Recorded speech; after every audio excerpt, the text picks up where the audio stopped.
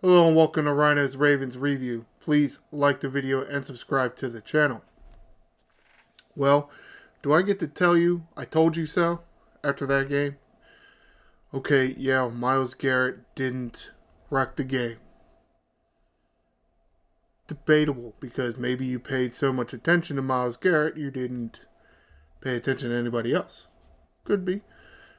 Joku had a good game. Well, it was a trap game. It was. You had many opportunities to win the game. Many. And you didn't capitalize. Wow. That several factors, I think, went into most recent loss for the Baltimore Ravens. This time in Cleveland against the Browns. And you lost. Wow. Too many drops, both offensively and defensively. I counted 6 total, and that's probably being a little generous. I do think there were other opportunities for a catch to be made. Just tougher catches. These 6 were like ball in hands and not brought in. Or hit in the face. Looking at you, Rashad Bateman. And no catch. 3 by the defense, 3 by the offense. Yeah. Hamilton catches that ball and the game's over. Well, you don't exactly know how it would have gone after that, but, a minute 20 left on the clock. Yeah, it's probably over. Just couldn't reel in too many. Too many of these catches weren't reeled in. Oh, and I'm also going to say the lack of pressure. I feel like Zach Orr hasn't figured out how to dial up blitzes, which is weird. Because it's like he wants to send 4 most of the time and drop 7 back in coverage, which I think at times is a good play, but at other times, like, you just can't do it that much. You got to send somebody else. Sometimes. Like, more often than not, I think you need to be sending 5. And then, I guess technically the last play on defense, sent 7.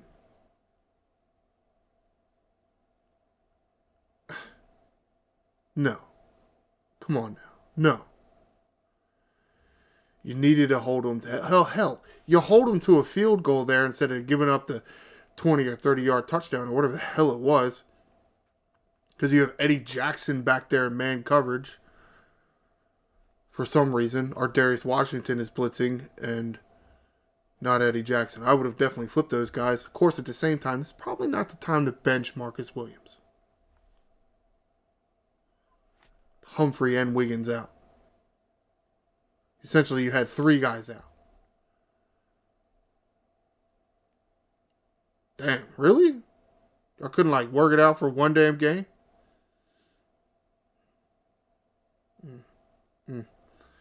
I've never been a huge fan of taking a good cover guy or a better cover guy and having him blitz versus having a guy that's more of a tweener safety type player than a corner type player. I consider Darius Washington more of a corner type player. Or at least I think he's a better center field safety than Eddie Jackson. Eddie Jackson is definitely more of an in the box safety. Same time, Jackson can cover. Just he got beat like a drum on that play. Of course, he had him facing one of their better receivers. Really think Eddie Jackson is going to be able to cover a wide receiver 30 yards down the field? No. Is Darius Washington? I'm not saying Darius Washington is going to be able to have better coverage. I'm thinking Darius Washington is going to be closer to the guy. Because Eddie Jackson didn't even make that a contested catch. But, okay. And still, there's still problems with the return game. if you catch the ball in a damn end zone, don't bring the damn ball out. I mean, you lose yards there because you can't get back to the 30. And then on top of that, how many... I guess one wasn't a hold. They did have one hold on a special teams, on a kickoff return, and then they had a block in the back, which made it even worse. You know, okay, so you don't get out to the 30-yard line, you get out to the 25, and then you lose another 10-something yards on top of that. How about just don't bring the ball out of the end zone?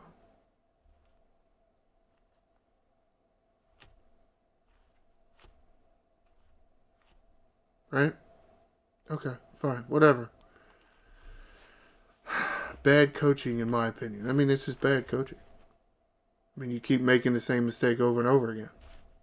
Why do you want to have worse field position? Why? It's a risk. Okay, you want to take the chance to get, a good return. It's special teams. There's always been a lot of penalties on special teams. Holds, blocks in the back, what have you. You also run that risk.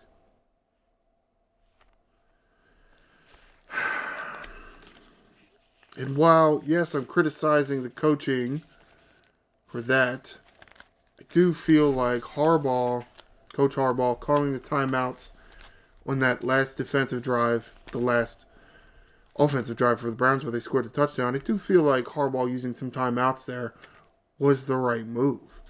Now, you used 2, and then you only had 1 to stop the clock, but, when you're on offense, you're in control. You are in control of how much time comes off the clock.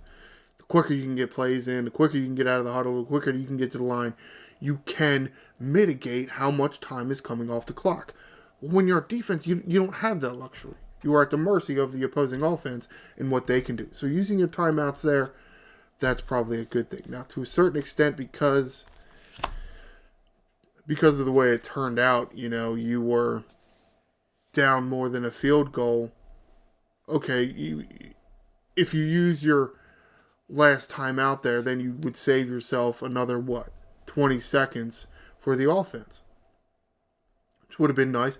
But at the same time, if you held them to a field goal, if the defense could do their job and hold them to a field goal, then you would have wanted that timeout to be able to send the kicking unit out there, Justin Tucker game-winning field goal. You would have wanted that. But it didn't work out that way. You can see I'm on BaltimoreRavens.com. Let's get to this Game Center page, go over a few stats. Terrible day for Lamar Jackson passing, 23 of 38. That's like 60%. That's not good. And yes, there were some drops. There were only like 3 drops, which, yeah, they're inopportune drops. And they are, at least one of them was on 3rd down. I feel like 2 of them were on 3rd down. Those are 3rd downs you could have converted, and you didn't. You do that, you could have gotten touchdown. Could turn the drive into a touchdown, or in some cases, turn the drive into points. But no. You're letting the ball hit you in the face. You're not reeling in the ball. You're throwing the ball behind a receiver when a receiver has good position on a defender, right? If you throw the ball out in front, you throw the ball away from the defender. Receiver like, let's say, Zay Flowers can hold on to the ball. You throw it behind him. You bring the defender's hit back into play. So Flowers has to go back to the ball, towards the defender, catches the ball, gets hit, and the ball comes out. In front of him, and the hit most likely doesn't knock the ball out. But that's okay. Throw behind receivers.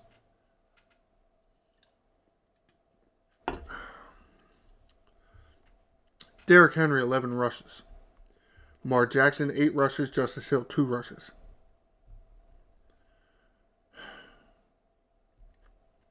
Wow. 21 rush attempts.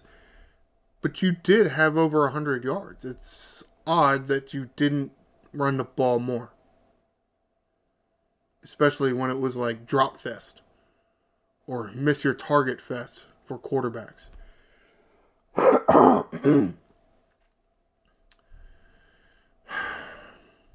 mean, the Browns have a good defense. It's not like they're over there on defense and they suck. Okay. They probably handled Derrick Henry in a running game as well as any other team did. But at the same time, 11 rushes for 73 yards. Yes, he had a long of 39. I mean, that's still... I mean, even without that 30-yard run, 39-yard run, still 3 yards a carry. It's not terrible. You'll take 3 yards a carry if every once in a while you're going to get this long 39-yard run.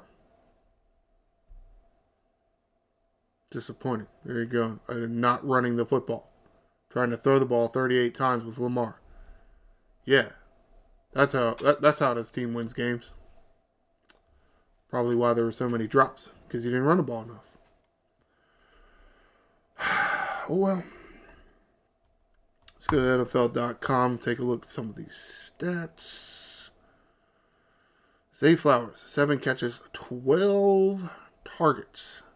Ugh, that's terrible. It's terrible. Awful. Can't do that.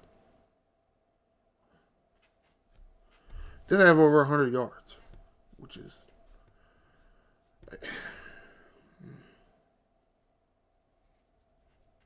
very disappointing the way they lost that game.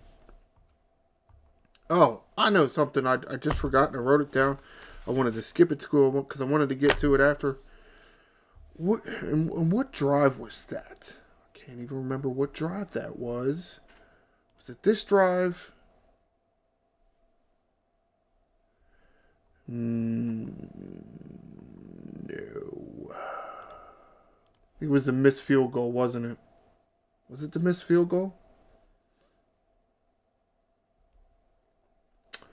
The dude that kicked Lamar. He just straight up kicked Lamar. And they didn't throw the flag on it.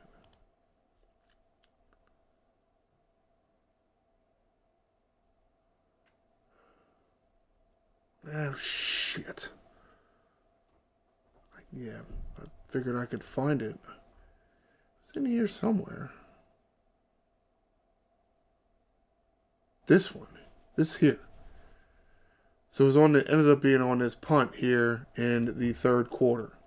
First possession of the third quarter. Dude straight up kicked Lamar in the leg. Was no tackle.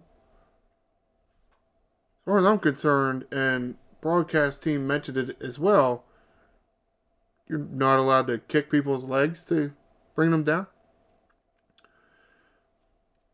Because, I mean, Lamar doesn't go down any other way. Straight up got kicked in the leg. He juked the fuck out of him. And this dude just crane kicks his leg. Like, oh, that's allowed. Cool. Thanks. That and a phantom hold on Linderbaum. No, that was not a hold. I mean, he didn't have a grasp of the jersey. He was literally just... His hand was moving across the guy's chest. He wasn't even able to get a grip. I don't know how you could call that holding. Whatever. All right.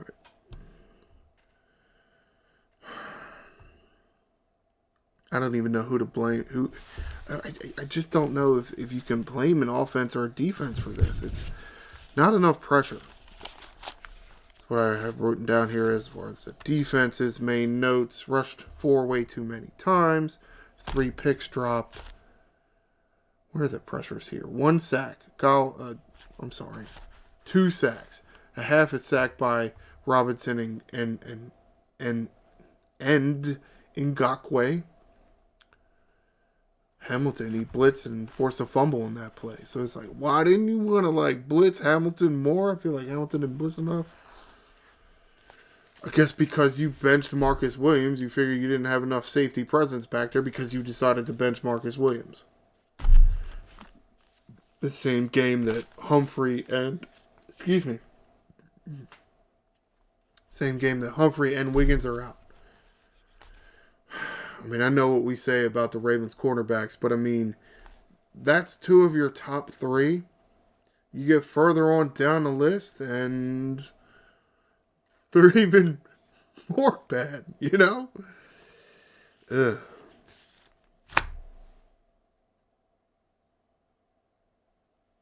And then, yeah, sending the house on that last defensive play. No, I don't agree with it at all. Yeah,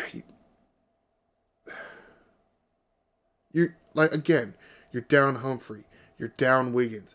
Maybe if Wiggins and Humphrey were on the field playing, then I could see, okay, you can send 7 because you got Humphrey and you got Wiggins out there, and you got Stevens out there, and you have A.D. Jackson. Okay, but again, at the same time, you would have had those other 2 guys out there. For the most part, anyway. I guess Humphrey probably would have been in for Ardarius Washington. So Humphrey might have ended up blitzing on the play. But the problem is, it's only 3 Browns went out in a route. And who was it? I think Jalen Armour Davis and Hamilton were at the top of the screen. Eddie Jackson was at a safety spot, but on the bottom of the screen. And then there was Stevens on the bottom of the screen on his wide receiver. Well, the receiver at the top of the screen runs a drag route. So there you have Jalen Armour Davis and Kyle Hamilton up at like 5-10 yards from line of scrimmage.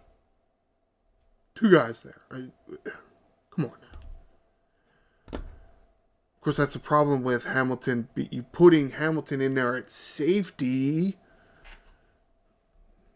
He doesn't play safety that much, you know. I think typically he more plays. I would describe the position that Hamilton played. I would describe that more as a linebacker than a safety, really. So, of course, to a certain extent, you know, maybe if Humphrey's out there, maybe Humphrey doesn't blitz. He takes the coverage spot of Hamilton, and Hamilton blitz, and he got Humphrey back there in coverage, which would have been much better. Because hopefully Humphrey would have been sitting back a little bit more. He would have seen the drag route and the corner go on a drag route and be like, okay, give him that. Stay back a little bit. Maybe he would have seen that deep route and been able to jump back on it because Eddie Jackson was not there. He was not deep enough.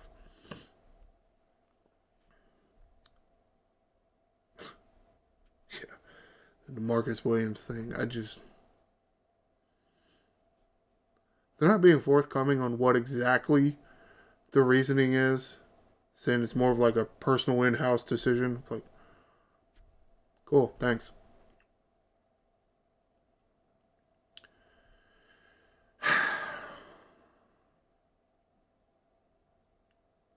Doesn't make sense. Just doesn't make sense. The game that 2 of your 3 top cornerbacks are out is the time that, let's say, and I know Marcus Williams hasn't played that well this season. He's still the best free safety on this team. Okay. That's the day you want to bench him? Has to be pretty bad. Has to be pretty bad. I don't know. He must have called Zachary Orr's mama fat or something. Otherwise, why was that the game you benched him?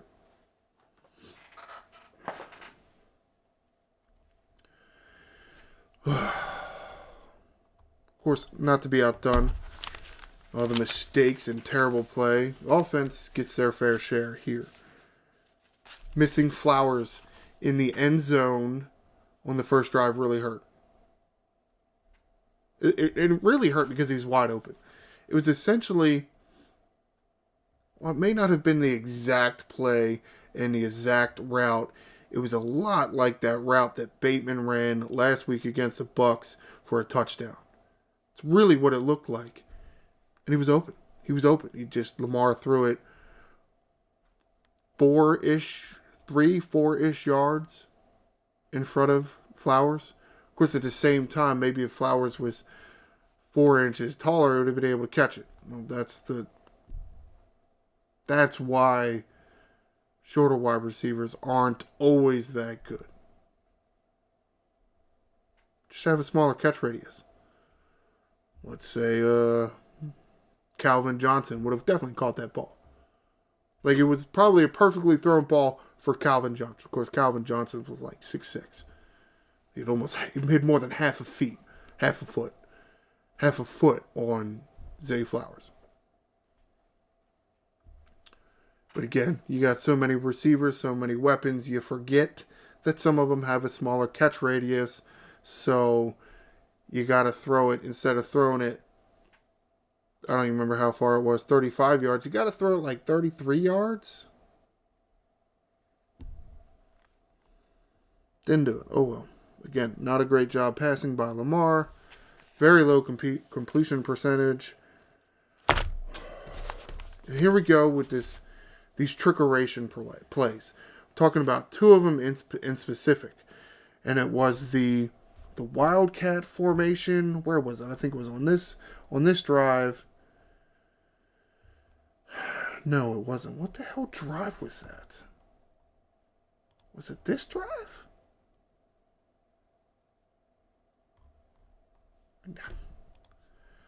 I usually write this stuff down as to where it was. Where was it? I could have sworn it was earlier in the game. Why am I not finding it?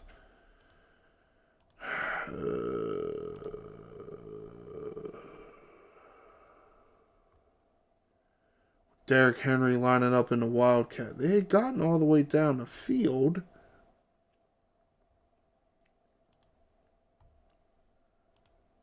And then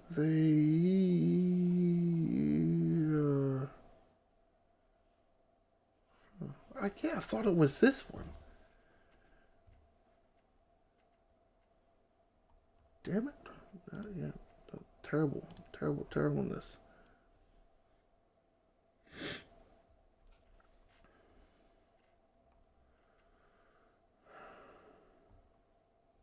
I wonder if it was this play.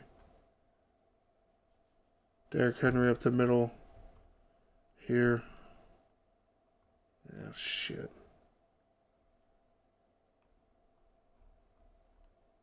I feel like it was in the first half.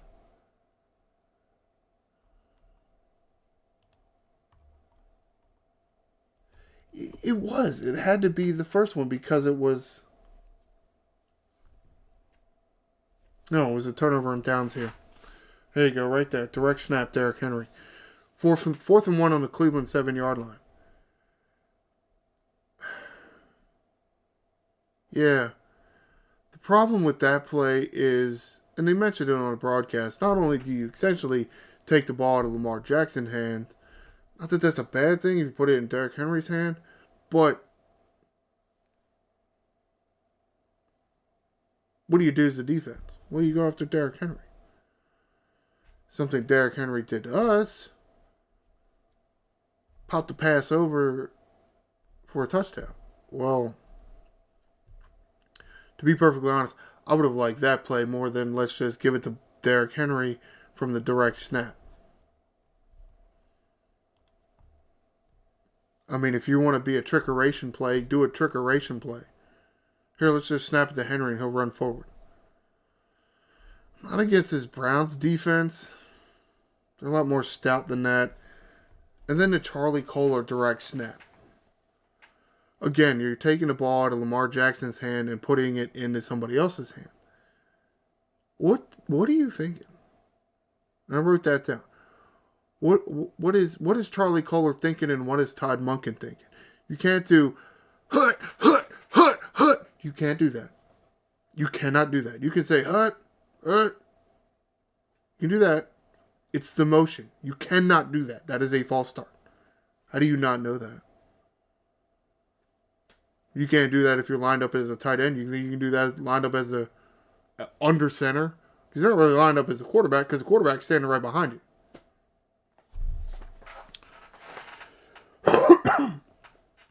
And then there you go on these dumb trickeration plays again with the penalty on it. I mean, you had Derrick Henry false starting how many times? Charlie Kolar false starting now. What? I think you need to put foot to ass on these guys, okay? Kick them in the ass. to get them to start acting right. Stop acting stupid.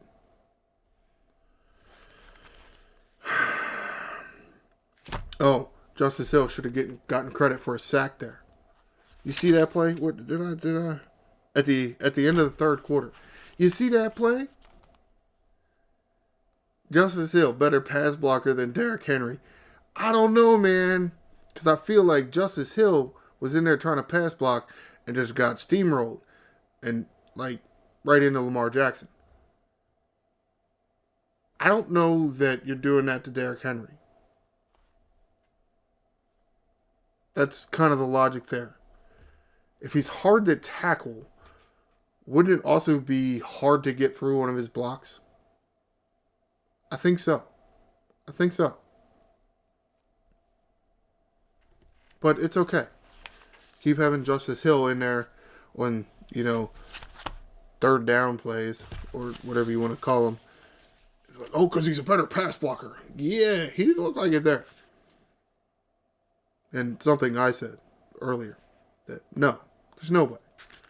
There's no way he's a better pass blocker than Derrick Henry. That's stupid. What did I say? More bad play calling that stalled the first drive in the fourth quarter, right? Excuse me. You had, was it like a 6 or 7 yard run from Derrick Henry, and then Stanley false starts. What happened there? And they ended up missing the field goal. Which is part of the problem. Like, you were in field goal range. Derrick Henry runs, gets you a 7 yard run, and you get to the 34.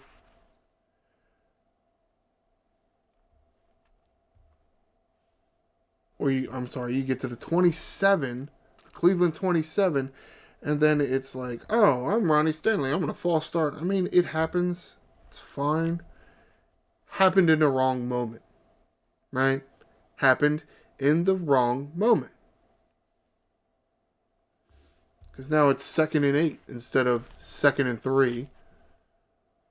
And then 2 straight incomplete passes.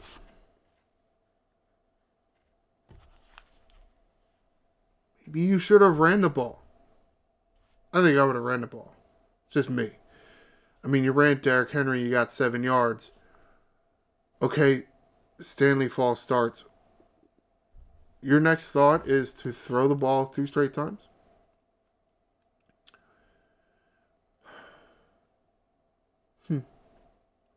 Didn't seem like a good day for catching footballs, right? At least not for Ravens. So why didn't you run the ball?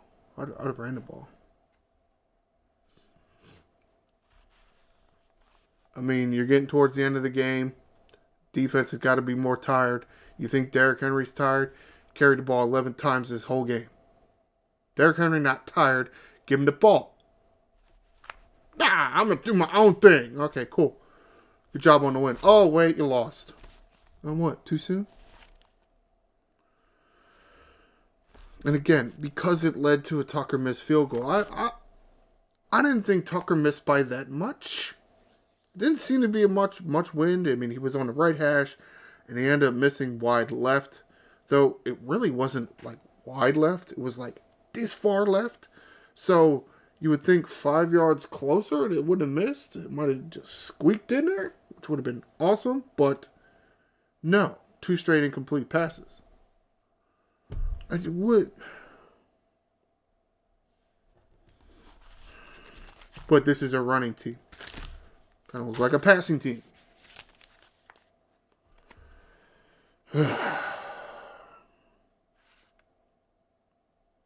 Oh. Yeah, then I mentioned the Bateman drop again. Doink right off the face. Adding insult to injury, or I guess insult to injury. Though injury is the loss technically. Right in the face. Right in the face. Bam! Right in the face. Good job. Which one was it? Was it on this one? Yeah, right here. Lamar Jackson incomplete, middle of Rashad Bateman. It was on a 3rd and 14. It would have gotten a first down, too.